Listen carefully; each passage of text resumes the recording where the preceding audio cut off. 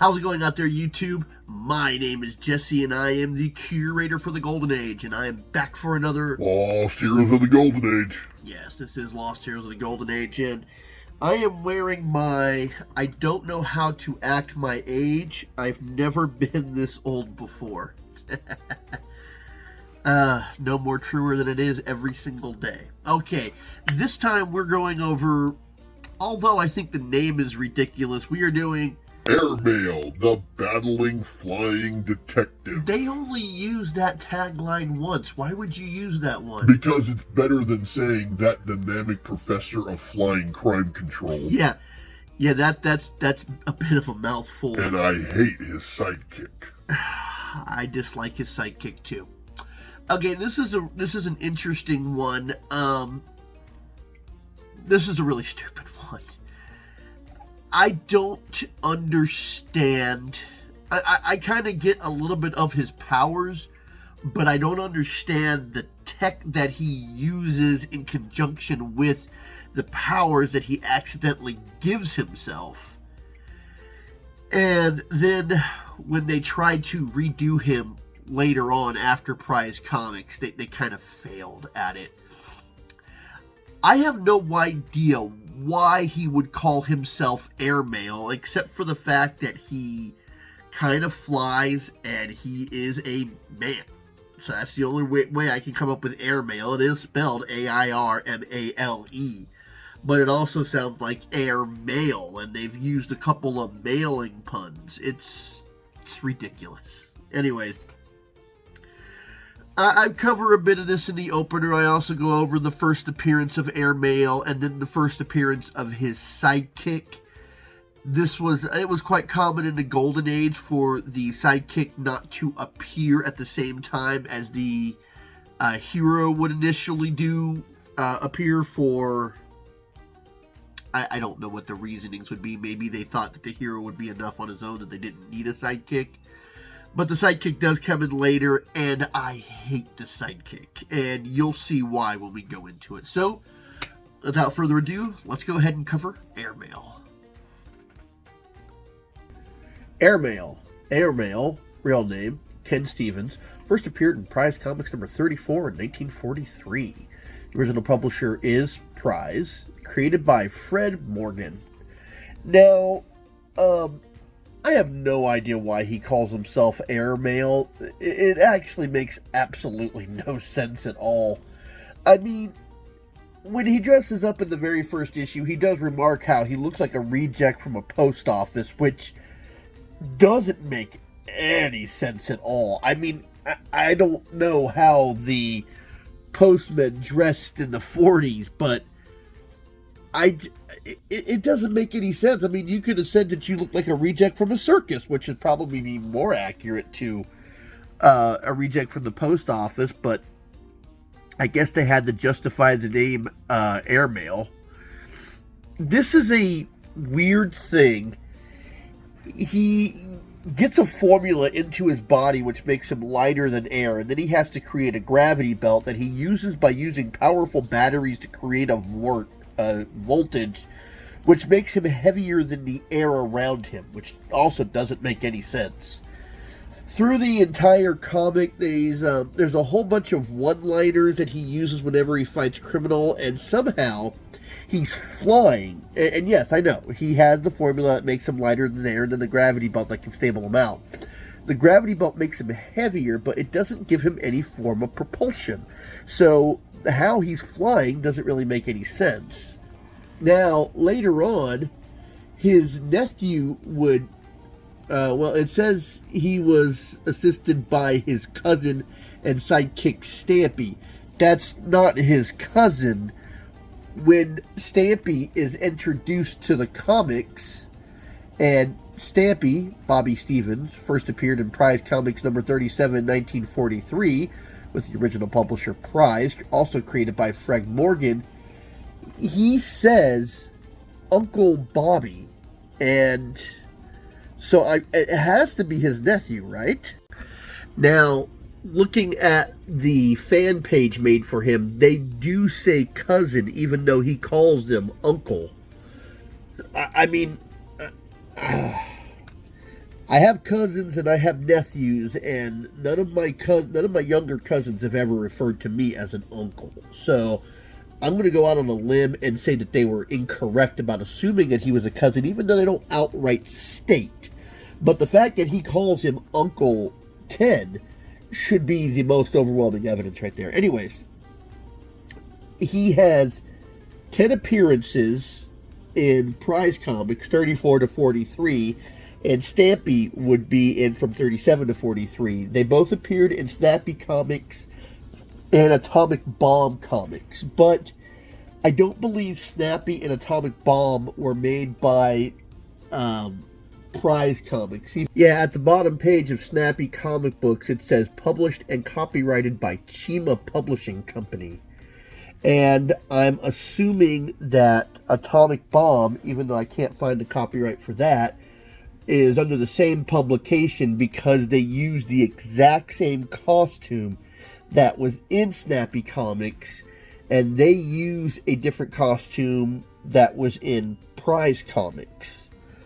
You can see that right here. And the weird thing about this is Bobby is taking night school, but the teacher refers to him as Stampy, which that's his secret identity. And the two stories, I think they're supposed, well, the second one seems, well, the first one I think is kind of comedic. It's mystery stories. I don't know. These two stories are kind of ridiculous, and the costumes look horrible. I mean, look at the mask and look at the capes. They don't look anywhere near as compelling as he did in Prize, which is one of the things I have to say about Prize comic books, is they did a pretty good when they came to their heroes. Now, when we got to Prize Comics number 43, the end of the run, we were actually told that the comic was coming to an end, and they gave us a plausible reason for why. Is Ken Stevens would be getting his draft notice, and he would have to go off to war. Or, well, you know what was going on in 1943. And he was given his draft notice so he could no longer be Airmale, and then Bobby would have to go back home, which he had tried to do several other times by telling Bobby that the two of them didn't work together. In fact, in one issue, after he's paddling Bobby for stealing his costume again, which happened multiple times, he tries to get rid of him on a train, and Bobby doesn't want to stop being the sidekick. I completely ridiculous. It's stupid. This is the kind of sidekick that infuriates the ever-loving hell out of me. He's slightly helpful, doesn't want to listen to the hero unless it's exactly what he wants. Hey, I don't want you to be Stampy anymore. Okay, I hear you. I'm going to be Stampy again. Hey, I'm going to have to send you back home because you're being a hindrance. Okay, I will go back home. I'm back again. Yeah, that kind of sidekick infuriates the hell out of me. But in the final appearance, it even says canceled right there before it finishes off. And this is a weird thing right here. Right here, after you see canceled, it says, that's all for now, folks. Let's hope our heroes return safely as soon as Public Enemies number 1 and 2, Hitler and Hirohito, are where they belong. Now, we all know who Hitler is. I mean, one of history's greatest evil guys. If you're not familiar with Hirohito, and it's funny because as much as I studied heroes from this time, I wasn't familiar with Hirohito. Apparently, he was the Emperor of Japan at the time, and we all know Pearl Harbor. So, Public Enemies number 1 and 2. Now, it's funny that Airmale gets his draft notice because he never went up against any Nazis. He just stayed here in the U.S. fighting street-level criminals and thugs. And I don't know. I mean, he seems like an aging professor to me, and it would be really unusual to draft somebody quite a bit older than you would normally see, because they drafted young men into the Army. They needed someone who could fight for a while. He doesn't seem like the kind of guy who would be the one getting drafted, but that is how they come to an end. But I like I said, I do prefer these costumes, even though it's completely ridiculous, versus the other two in the Stampy comics and Atomic Bomb comics. One last thing, no featured covers, no feature stories. I don't believe they were even mentioned on the covers. Most of the time they were a backup feature. Not every time, but most of the time. Also, at least twice they mentioned the Black Owl, and once they mentioned Yank and Doodle. So it showed that they did exist in the same universe, even though they never interacted with each other. So I thought that was kind of cool. That really wasn't done very much back then. So let's go ahead and get on to the first appearance. Airmale. This an interesting thing they put on the side. Amazing, intriguing, rip-roaring. Meet our new hero, the spectacular Airmale, a man who's bound to rise in stories loaded with lightning-fast action. Hang on now while he ejects some ingenious hijackers from the zooming mystery of Myrtle the Turtle. Ejects some ingenious hijackers. This whole opening thing, I don't like the way they set that up. Okay. At a testimonial dinner for popular Professor Kenneth Stevens, we look upon a scene of touching devotion. And this professor is a little token of our esteem. I don't know what to say. You shouldn't have done it, fellows. And, I don't know why. They give him a turtle, and as far as I can tell, the turtle is alive. But they've given him the turtle inside of a box. It's a very small turtle, and it's named Myrtle. Okay. And I had thought this was a Dr. Seuss thing at first. Dr. Seuss said Yertle the turtle. Anyways. Later, as he is walking down the street, he is approached by someone who claims to be a veterinary from the pet shop, and they hold the turtle by mistake, which doesn't make any sense. And he refused to give up the turtle, saying that he's a scientist and he can take care of it. Well, I'm a professor. And suddenly, I ain't gonna stand here arguing all day. Hand over the turtle. My word, with all the trouble for a little turtle. Well, you live and you learn. So the veterinary pulls a gun on him, and he says that the turtle is in his car. Now, this whole thing is weird. So he goes into the car so he can change into Airmale. And I know it starts off with him already being Airmale, but we will actually get an origin story. It's going to be like a flashback scene here. So the professor goes in. Airmale, newest and most spectacular foe of crimedom, is ready to sail into action. So I'll release the brake and send Professor Stevens out of the picture. Then they'll find out these thugs, and then we'll find out what these thugs are up to with their weird turtle napping schemes. Now, you see, I had a problem with this. So yeah, he releases the brake so the car can speed off all by itself. He's in the middle of town. This car is going to crash, and if you left the turtle in the car, the turtle's going to die once the car crashes. But he lets it go, making it seem like the professor is driving off. I just think that this whole thing is incredibly stupid. Okay. Hey, come back, you dirty double-crossing crook. He's calling the professor the crook while holding a gun at Airmale. Professor Stevens asked me to deliver something to you. Are you walking past the mailbox? The turtle, huh? Yeah, sure. I walked past the mailbox. Well, mail this.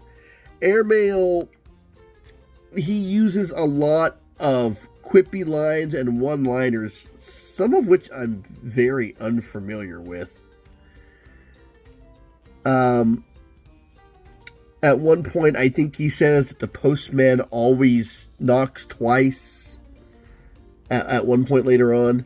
So he's beating up the criminals, and then he jumps on the back of one. This is the Pony Express, and the one who claimed to be a veterinarian knocks him on the back of the head with, it strikes like a cobra. One of those little things you see in gangster movies that they use to knock out people. I can't quite remember what the name of it is. I'm pretty sure someone will fill me in, like a Billy Jack or something like that. Anyways. So they knock out Airmale, and they're going to throw him off the cliff. Step on it. We'll get rid of this guy in a hurry. Then we'll grab the professor. Step on it. If I'm driving any faster, we'd be flying. So Airmale pretends to be unconscious because he just wants to see where they're going, and they throw him off the cliff. And instead of falling, he's floating. Give my regards to the... What? Look, he ain't fallen. Don't look so surprised, chum. This is why they call me Airmale. Airmale, what is this?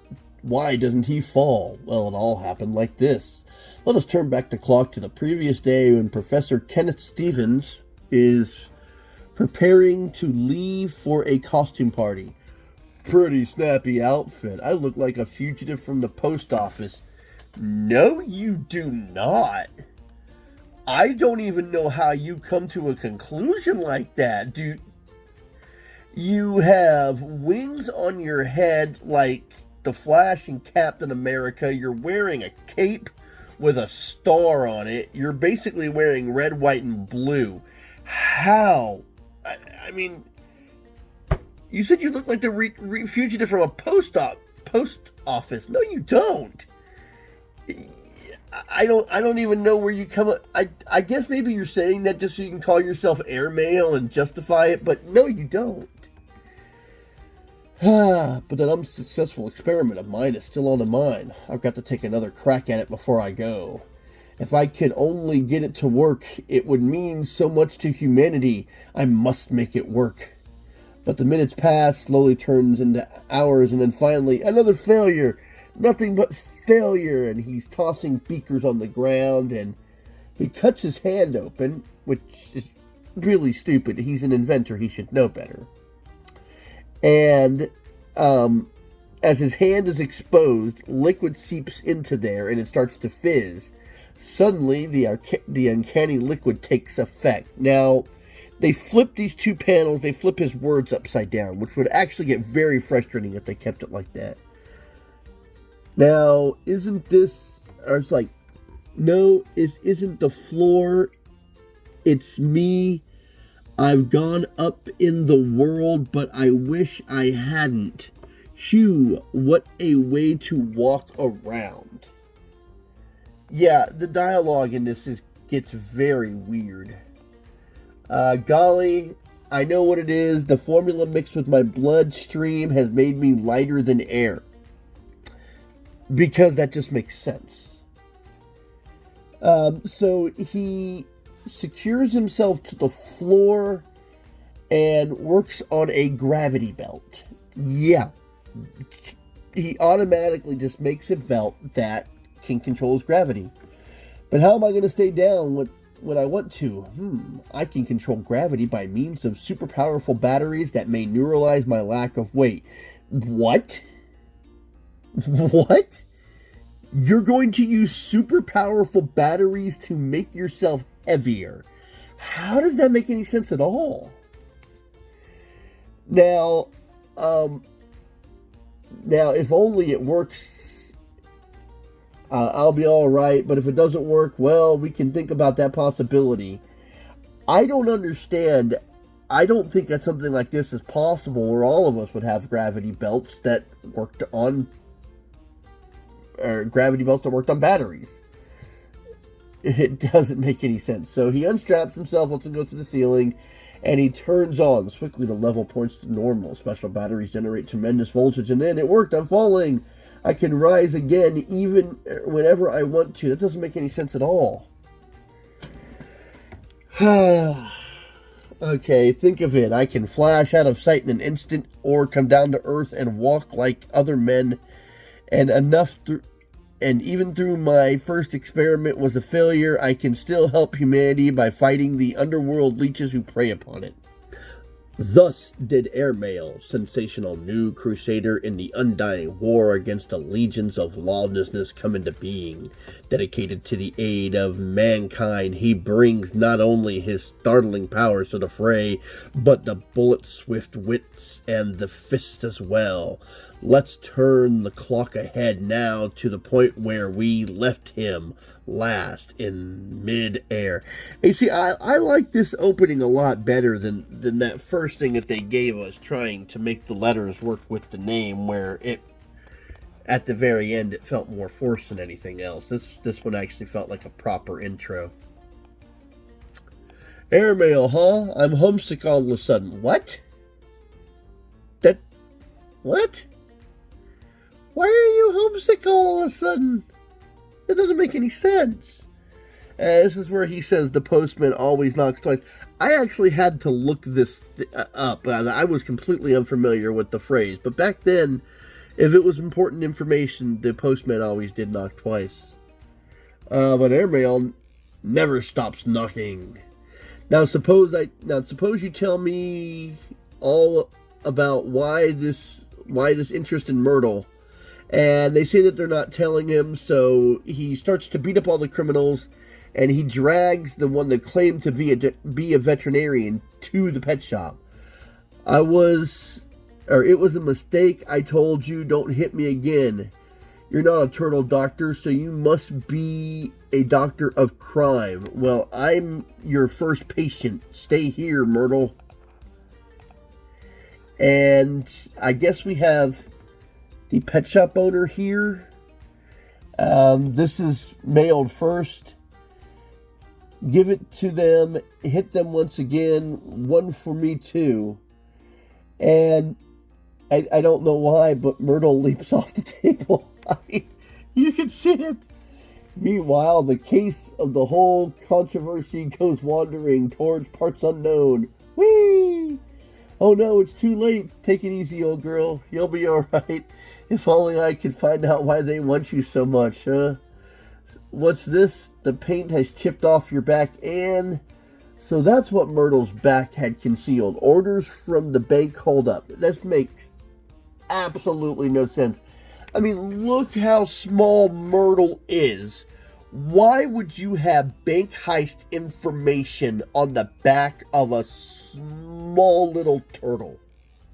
I mean, that absolutely doesn't make any sense. This whole plan is just doomed to failure. Call the coppers. Don't let them hit us again. So he calls in, and let's see. And with the mobster safely behind bars, the flying felon fighter returns to his more prismatic self. Soup's on, Professor. Thank you, Hildy. I've worked up a huge appetite. What are we having for dinner? It's my new recipe, sir. Turtle soup. Oh my gosh, take it away. Flying fist and whirlwind fists these are the hurricane trademarks of Airmale. He'll be back in another mile-a-minute mystery in next month's prize comics. Now, I'll only go over this briefly because I don't actually have the full comic. I've looked at a number of different sites that come up at least one page short, from I can tell. So, we start off seeing two figures dressed like Airmale, and we find out that this is going to be his sidekick called Stampy. Don't ask. He's already called Airmale. So, we find that Uncle Kenneth's, or Professor Kenneth's, I'm guessing nephew, because he's the uncle, named Bobby, and he's in town, and Airmale talks about how he's going to take his nephew to the circus tonight, carnival and circus. Okay. And he's like, all I really want to see in this town is Airmale, so he's obsessed with Airmale. Now, as we're back at the apartment, the professor says, remember, Bobby, that I won't be able to take you tonight to the carnival. I've got an evening class to teach, and we'll go tomorrow night. So when he leaves, Bobby starts snooping all around and finds the gravity belt, and of course, he has to try it out. And he's like, well, the gravity belt, that must mean that he's Airmale. So he searches through all the stuff. You see, this is why I can't stand sidekick stories like this. He shouldn't have been messing around with his uncle's lab. He shouldn't have been getting into things that wasn't his. So he stumbled upon a gravity belt that he had no business getting into. He flies around the room. Oh, he's got to be Airmale. So he goes rummaging through all the drawers until he finds a costume, and then he hooks himself out. This whole thing is extremely infuriating. I mean, if he had stumbled upon the secret that Airmale said, yeah, I'll let you be a sidekick, he forced himself into this. I can't stand when sidekicks do this. So Airmale gets to the carnival, and the thugs trip him up, and they start to get the upper hand, and then the sidekick comes in, starts beating up the thugs with him, and he starts evening it out. Starts making the fight more fair. They start to beat up the bad guys, and the carnival workers at first think that they're the ones trying to cause problems, and they're like, can't you see he's Airmale? Airmale, gee, I'm sorry, we hadn't heard, we've heard about you, but we've never seen you, excuse us. And they're like, sorry, we didn't realize that you were here to help us.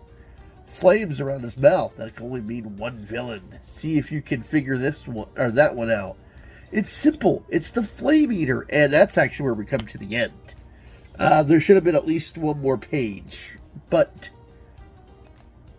yeah, it just abruptly comes to the end of the comic book after that. But seriously, the way he inserted himself, I hate that concept of storyline. Alright, I hope you enjoyed this video. I hope you like the obscurity of this hero. If you have anybody that you'd like to see or is incredibly obscure that I don't know about, go ahead and let me know in the comment section. And I hope you enjoyed this one. Until next time, I'll be seeing you.